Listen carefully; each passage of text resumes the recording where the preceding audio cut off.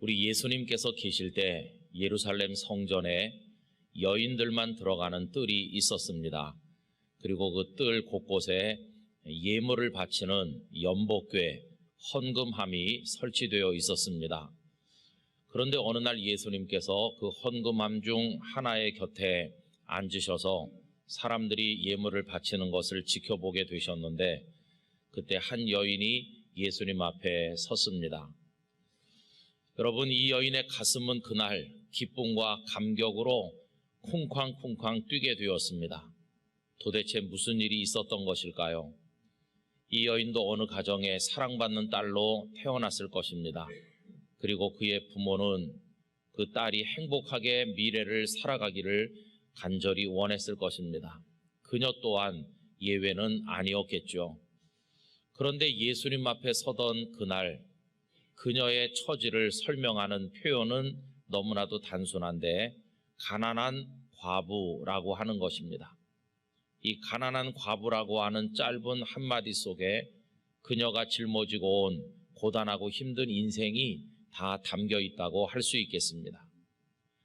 그녀의 어려운 처지가 가려질 수 없이 겉으로 다 드러났는데, 윤기 없는 창백한 얼굴, 그리고 걸친 옷은 남루하기 이를 데가 없었을 것이고, 그리고 그 옷 아래로 드러나는 낡은 샌들을 신은 그녀의 발 또한 작고 야위어 있었지 않았을까 생각을 해봅니다.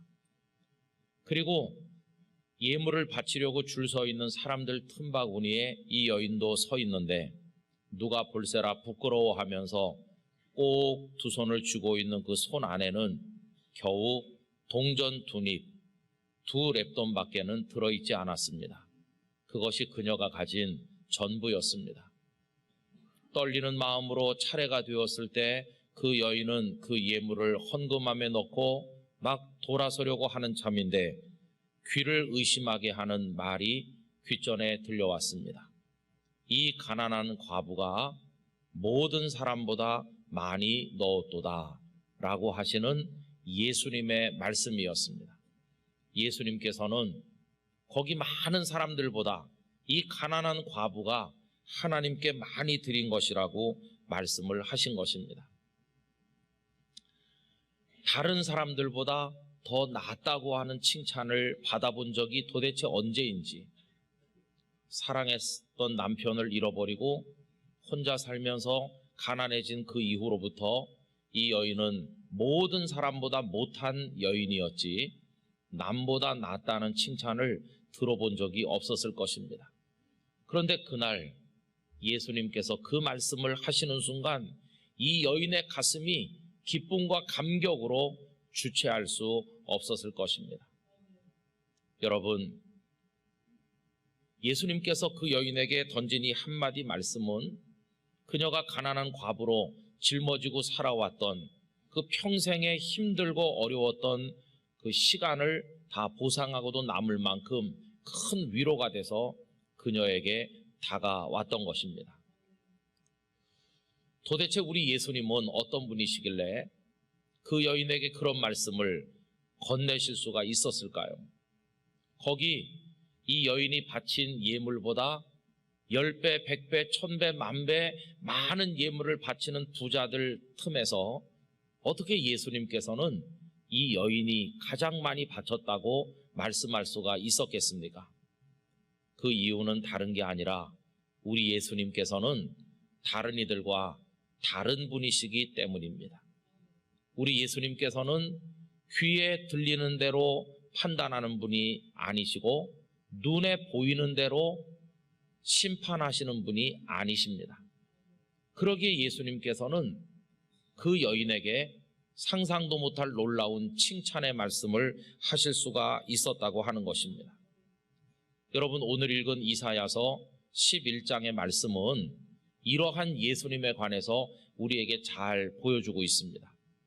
오늘 읽은 이 말씀은 구약 성경 전체를 통틀어서 아주 대표적인 메시아 예언이 담겨 있는 말씀입니다. 오늘 1절 말씀에 보면 이새에서 한 싹이 난다고 말씀하고 있습니다. 여러분, 이새가 누굽니까? 너무나도 잘 아시는 것처럼 이스라엘의 왕들 중에 왕이라고 할 만한 다윗 왕의 부친이 이새입니다. 그런데 그 이새로부터 한 싹이 나게 될 것이라고 말씀하는 거죠. 이 이사야서 말씀이 선포되던 그때로부터 약 300여 년쯤 전에 이새는 아들 다윗을 낳았습니다. 그리고 그 다윗은 혼란 속에 있던 이스라엘을 전성기의 토대 위에 올려놓은 위대한 왕이 되었습니다.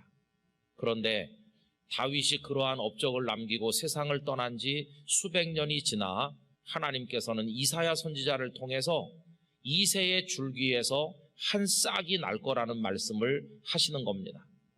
이것은 무슨 뜻일까요? 마치 다윗과 같은 위대한 인물이 탄생할 것을 예고하시는 예언의 말씀이었습니다. 그러면 도대체 그 위대한 인물이 누구이겠습니까?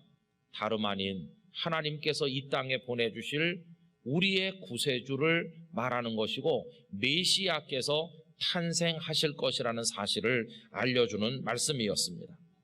그리고 그 예언이 그대로 성취되어 메시아 구원자로서 이 땅에 오신 분이 저와 여러분의 주님이신 예수 그리스도이신 것입니다.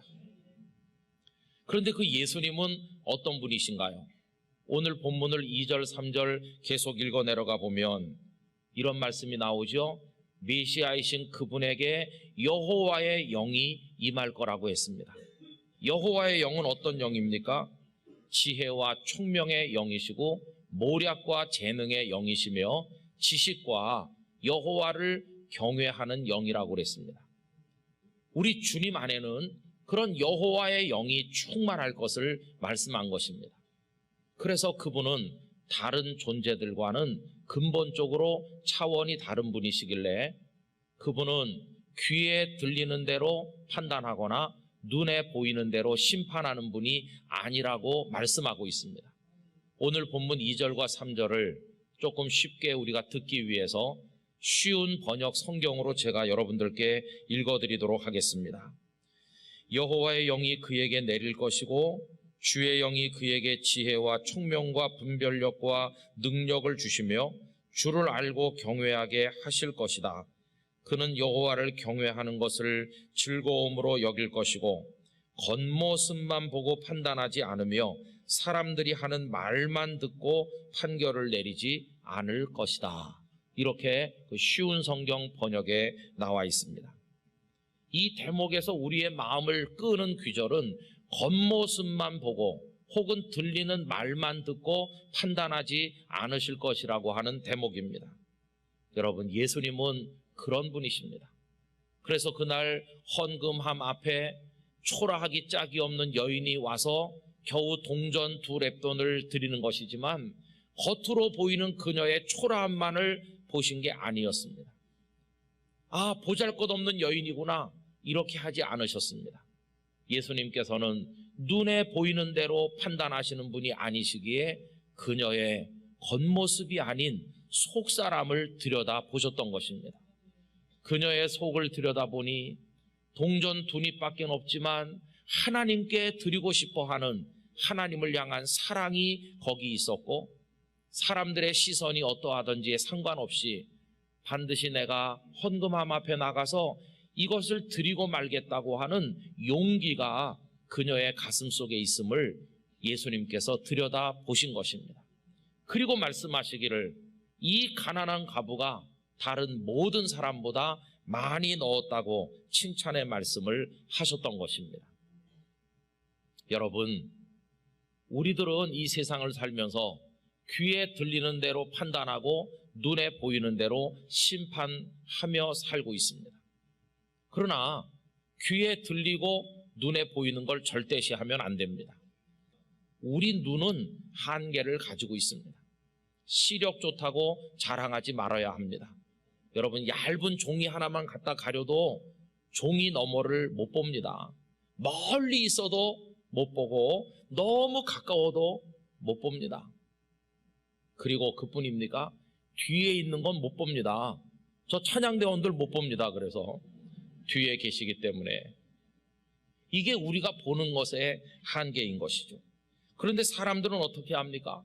봤다 이겁니다. 내 눈으로 봤으니까, 그리고 내 귀로 들었으니까, 그러면서 다른 사람을 평가하고 정죄하고 다른 사람을 미워하기도 하고 멸시하기도 하는 세상이 아닙니까? 여러분, 그러나 우리 하나님은 그런 분이 아니세요. 우리 하나님은 어떤 분이십니까? 외모를 보시는 분이 아니시고 숨겨져 있는 속을, 중심을 보시는 하나님이셨는데, 그 하나님께서는 아버지가 불러오지도 않았던 그 아들 다윗에게 기름을 부어 이스라엘의 왕이 되게 하신 것을 우리가 알고 있는 것입니다. 여러분, 사람들은 들리는 대로 판단하고 눈에 보이는 대로 가볍게 심판하고 사람들을 단죄하고 하지만 우리 하나님은 그런 분이 아니신 것입니다. 그런데 그 하나님께서 사람의 몸을 입으시고 성육신 하셔서 이 땅에 탄생하여 오셨으니 그분이 바로 메시아로 이 땅에 오신 우리 구주 예수님이신 것입니다. 예수님 이 땅에 오신 이후로 사람들은 한 번도 경험해보지 못한 새로운 질서를 경험하게 되었습니다. 그 새로운 질서란 귀에 들리는 대로 눈에 보이는 대로 판단하지 않고 그 중심의 진실을 보시는, 그 마음속의 억울함과 원통함을 살펴주시는 그 사랑의 눈길을 사람들은 처음으로 체험하기 시작을 했다는 것입니다. 전에도 말씀드린 것처럼 마가복음 2장 13절 14절에 보시면 13절에는 바닷가에 많이 모인 무리들에게 예수님께서 말씀을 가르치신다는 내용이고, 14절은 가버나움의 세리 레위를 찾아가서 1대1로 만나신다는 내용입니다. 바닷가에 사람들이 많이 모였을 때 사람들은 생각했겠죠. 이야, 오늘도 사람들이 바닷가에 많이 왔다, 이렇게 이야기를 했을 겁니다. 그러나 예수님은 거기 와 있는 눈에 보이는 대로만 보신 게 아니라 말씀을 가르치시는 내내 거기 보이지 않는 레위의 얼굴을 마음의 눈으로 보고 계셨던 것입니다. 그리고 말씀을 가르치는 일이 끝나자마자 레위가 근무하는 세관을 찾아가셔서 만나신 것입니다. 레위야, 내가 바닷가에서 너의 얼굴을 찾았지만 내 얼굴이 보이지 않아서 내가 이렇게 찾아왔다. 나 네 마음 알아. 네가 얼마나 오고 싶어 했는지 다 알지. 그런데 네가 세리 직업을 가지고 있으니까 사람들 사이에 나타나면 사람들이 너를 손가락질하고 욕할 것을 뻔히 알기 때문에 오고 싶어도 못 온 너의 그 딱하고 아픈 마음을 내가 다 알아. 울지 말아라 레위야. 그래서 내가 오지 않았느냐. 너 이제는 오늘부터 내 사람이 되는 게 어떠냐. 이래서 예수님께서는 레위를 불러 제자를 삼으시니 그가 바로 마태복음을 기록한 제자 마태가 되지를 않았습니까? 여러분, 사람들은 그의 세리라고 하는 겉으로 드러나는 조건만 보고 그를 취급 못할 희망 없는 인생으로 단죄했지만, 예수님께서는 그의 가슴 속에 있는 눈물과 아픔을 다 읽어보시는 분이셨다고 하는 걸 우리가 알게 되는 것입니다. 그래서 여러분, 우리 예수님은 언제나 들리는 대로 보이는 대로 판단하시는 분이 아니시고 보이지 않는 속을 들여다보아 주신 분이십니다. 많은 이들의 눈물을 보셨습니다. 아픔을 보시고 그들의 속에 있는 신음을 들어주신 분이 우리 예수님이십니다. 베데스다 연못가에 38년이나 누워있는 병자, 38년 된 병자, 예수님께서 탄생하시기도 전부터 병석에 누워있었던 그 불쌍한 사람, 피골이 상접하고 아무도 돌보는 이 없는 그 사람, 사람들은 당신은 이제 포기하라고 말했을 겁니다. 겉으로 보이는 모습이 희망 없으니까요. 그러나 예수님은 그에게 뼈만 남은 그대는 이제 살 가능성이 없으니 포기하라고 그랬습니까? 아니요. 아무도 그에게 발걸음하지 않지만 예수님은 그에게 다가가셔서 그의 마음속에 그 피골이 상접한 육신 속에 감춰져 있는 그 영혼 속의 애절함을 읽어보셨습니다. 네가 낳고자 하느냐? 낳고 싶습니다. 아직 저의 인생 포기 안 했습니다. 그렇지만 물이 움직일 때 저를 넣어주는 사람이 없다고. 여러분, 예수님은 38년 된 죽은 거나 마찬가지인 사람 속에 있는 그 갈망을 들여다보시는 자비의 주님이셨습니다. 여러분, 그때 이후로 많은 사람들이 예수님의 보좌 앞에 나오고 있습니다. 예수님 앞에 와서 세상 사람들이 들리는 대로 보이는 대로 나를 정죄하고 평가하는 바람에 내 가슴 속에 쌓인 억울함과 눈물과 이 사연 누구한테 내놓을 수 있을까, 이렇게 불쌍했던 사람들이 다 주님의 제단 앞에 나와 그걸 다 쏟아놓고 주님은 눈물을 닦아주시고 상처를 싸매주시고 나는 너의 마음을 안다 위로해 주시는 일이 오늘까지 이어지고 있는 것입니다. 가족들에게도 인정받지 못하고 학교에서 왕따 당했던 많은 사람들, 희망 없어 보였던 사람들 중에 예수님을 만남으로 예수님이 그 마음속을 봐주심으로 위로받음으로 인해서 변화되어 훌륭한 주님의 종이 된 사람들이 얼마나 많이 있습니까? 그러므로 우리 영락교회 성도 여러분, 예수님 앞으로 나오시기를 바랍니다. 주님께 나오셔서 여러분들의 마음속에 원통함과 억울함과 눈물과 사연, 사람들은 들어주지도 봐주지도 않는, 겉으로만 보고 나를 멸시하고 정죄해서 쌓인 내 마음의 모든 아픔들, 이거 우리 속에 있는 거 예수님 앞에 쏟아놓으시기를 바라는 것입니다. 주님은 우리를 무시하지 않으시고 우리에게 은혜를 베풀어 주실 것입니다. 다 쏟아놓으시기 바랍니다. 사람 앞에서 울지 마시고 우리 주님 앞에서 우시기 바랍니다. 늘 은밀히 보시는 주님, 큰 은혜를 베풀어 주실 줄로 믿습니다. 주님은 그 일을 하시기 위해서 세상에 오신 것입니다. 우리 주님은 거들먹거리고 듣는 대로 보는 대로 사람들을 가볍게 평가하고 내 곁에서 물러가라 이렇게 말하고 그런 사람들 박수 쳐주러 오신 분이 아니시고, 그런 비정한 인간의 역사 속에 상처받고 변두리로 밀려나고 쫓겨난 불쌍한 영혼들의 그 속을 들여다보시고 위로해 주시기 위해서 오늘 본문 후반부에 보면 공의로 가난한 자들을 돌보신다고 그랬잖아요. 뒤죽박죽된 세상을 그 마음속 진실에 따라 공의에 따라 새롭게 하기 위해서 이 땅에 오신 분이 우리 구주 예수님이신 것입니다. 예수님께서 우리들의 눈에 눈물 닦아주시면서 힘들어하지 말아라, 억울해하지 말아라, 나 네 편이야, 이렇게 말씀해 주시는 위로의 음성을 듣고 모두 다 일어서는 기쁨을 경험하게 되시기를 축원드립니다. 이제 우리가 그 주님 앞에 나가서 그런 은혜를 입어서 이제 살게 된다고 하면 그 다음에 기억할 것이 있는데, 우리도 주님의 시선을 가지고 세상을 보고 사람들을 바라봐야만 되겠다는 것입니다. 여러분, 이새의 줄기에서 도단하신 싹이신 예수님께서 이 땅에 오셨을 때 어떤 대접을 받으셨나요? 예수님은 멸시당하셨습니다. 예수님은 천대받으셨습니다. 나사렛 출신이라고 하니까 시골뜨기 취급을 했습니다. 나중에 예수님의 제자가 되었던 나다나엘조차도 처음에 친구 빌립을 통해 예수님 얘기를 듣고는 냉소적으로 말했습니다. 나사렛에서 무슨 선한 게 나겠느냐고 빈정되지 않았습니까? 예수님은 많은 유대 사람들에게 그렇게 멸시당하셨습니다. 왜요? 초라해 보이니까요. 그러니 겉으로 보이는 대로 심판하는 사람들에게 예수님은 별 볼 일 없는 선생으로 무시를 당하신 겁니다. 이런 예수님의 초라한 외모와 그리고 사람들의 멸시할 일에 대해서 이사야서 53장 2절과 3절은 다음과 같이 예언하였습니다. 그는 주 앞에서 자라나기를 연한 순 같고 마른 땅에서 나온 뿌리 같아서 고운 모양도 없고 풍채도 없은즉 우리가 보기에 흠모할 만한 아름다운 것이 없도다. 그는 멸시를 받아 사람들에게 버림받았으며 간고를 많이 겪었으며 질고를 아는 자라. 마치 사람들이 그에게서 얼굴을 가리는 것 같이 멸시를 당하였고 우리도 그를 귀히 여기지 아니하였도다.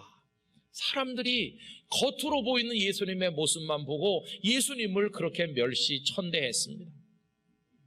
그러나 소수의 사람들은 그렇지 않았는데 그들의 눈이 열려서 예수님의 겉모습과는 달리 예수님 안에 들어있는 영광이, 능력이 얼마나 대단한가를 보는 사람들이 나타나기 시작을 했습니다. 여러분, 그들은 주님을 제대로 보니 주님 안에 얼마나 놀라운 것이 있는지, 그걸 고백한 말씀이 요한복음 1장 14절 말씀 아닙니까? 말씀이 육신이 되어 우리 가운데 거하시매.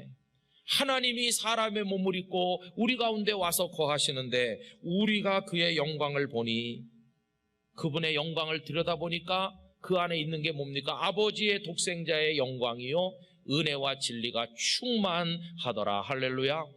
여러분, 정말로 주님을 보는 눈이 열린 사람들은 주님의 겉모습만 보고 판단하지 않고 주님의 영광을 제대로 볼 수가 있었던 것입니다.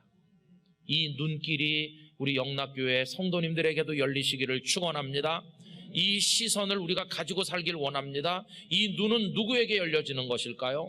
우리 주님이 그런 눈으로 이 땅에 살아가시게 된 것은 아까 오늘 본문에서 여호와의 영이 강림하셨기 때문이라고 표현했는데, 우리도 이런 눈을 가지고 세상을 살려면 우리 속에 하나님의 영이신 성령의 충만함이 있어야만 될 것입니다.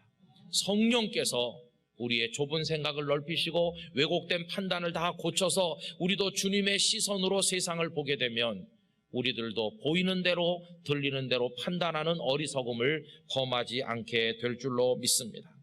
그런 사람이 되면 어떻게 살게 될까요? 우리 주변에 초라하게 입은 가난한 성도라 할지라도 멸시하지 않고 그분 속에 있는 주님을 향한 사랑을 귀히 여기는 마음을 가지게 될 것입니다. 저 벽촌 시골에 교인 얼마 없는 작은 교회를 목회하는 목회자라고 우습게 여기지 아니하고 그 어려운 교회를 몇십 년 동안 초지일관 받들어 섬기시는 하나님을 향한 그분의 그 뜨거운 마음을 들여다보는 눈이 열린다면 그런 목사님들을 마음으로부터 존경하게 될 것입니다.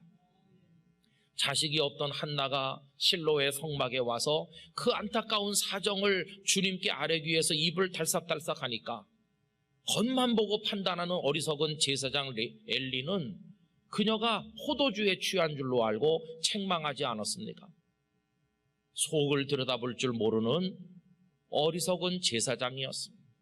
그러나 하나님께서는 한나의 속을 아시고 그녀에게 사무엘을 낳는 기쁨을 허락하여 주시지 않았습니까? 여러분, 우리가 성령 안에서 눈이 열리면 우리 주변에 이해할 수 없는 행동을 하는 사람을 봐도 쉽게 판단하지 않고 내가 모르는 무슨 사정이 있을 거야, 저분이 저렇게 힘들어하는 이유가 있을 거야, 그러면서 오히려 기도하고 위로해주는 사람이 될 수가 있을 것입니다. 가정 환경이나 학벌이나 여러 가지 면에 있어서 가진 재물이나 나보다 연약하고 못해 보이는 사람, 겉으로 훑어보고 가볍게 무시해왔던 사람들도 이런 주님이 주시는 눈을 가지게 되면 그분 속에 얼마나 순수함이, 그리고 우리가 가진 것보다 더 뜨거운 믿음의 보화가 있는가를 알게 되는 순간 그분을 존경하며 받들게 될 것이고, 다른 사람을 나보다 더 낮게 여기는 겸손을 배워갈 수 있게 될 것입니다.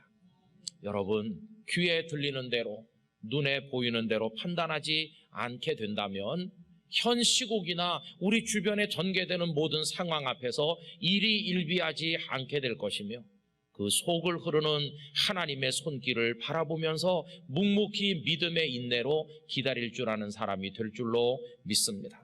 우리 영락교회 성도들은 이 세상에 휘둘리지 아니하고 값싼 평가에 같이 휘말리지 아니하고 하나님의 눈으로 보며 살아가게 되기를 간절히 원하는 것입니다. 그러면서 그 주님께서는 이 예배를 드리는 우리의 속을 지금도 보고 계신다는 사실을 기억을 하면서 주님의 눈앞에 우리의 마음을 언제나 정결하고 깨끗하고 반듯하게 가꾸는 일에도 힘써 가시기를 바랍니다. 그렇게 함으로써 우리는 주님이 누구이신가를 배워가는 것입니다. 이 땅에 오신 주님은 어떤 분이실까? 어떤 마음을 가지셨을까? 어떤 눈으로 사람을 보나? 그분은 어떤 이들의 친구가 되시나? 예수님은 누구신가? 잠시 후에 부를 찬송가처럼 우리 주님을 점점 알아가게 될 것이고 주님을 닮아가게 될 것입니다. 우리 영락의 성도들이 다 그런 눈으로 주님 닮아 살아가시게 되기를 진심으로 축원합니다.